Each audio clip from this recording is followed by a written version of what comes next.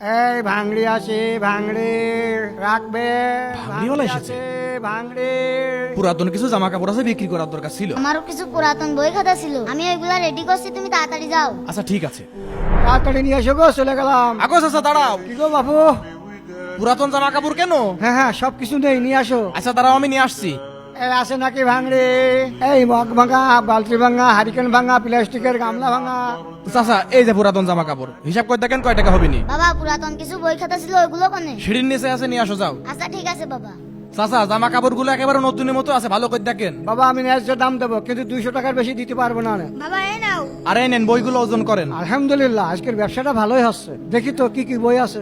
হ্যাঁ কি হলো চাচা, কারেন্ট শর্ট খেলে কে? টাকা, আমি এই বই নিতে পারবো না। কেন কিনবেন না কেন? এটা তো আরবি বই। তা তো দেখছি, বইতে একটু ময়লা আছে বলে নিবা না। দেখো বাবা, আজকাল ভাঙিয়ালাদেরও ভাব হয়ে গিয়েছে। একটু বেশি ভাব হয়ে গেছে। শোনো বাবা, এই বই তো ময়লা আছে বলে এই জন্য না। তাহলে কি? তোমাদের তো লজ্জা করা উচিত। এর ভিতরে আল্লাহ 99টা নাম লেখা আছে। তুমি যে ভাঙির সাথে এটা বিক্রি করছো, এই ময়লাগুলো তো দোকানে যে পাততলে পড়ে থাকবে না।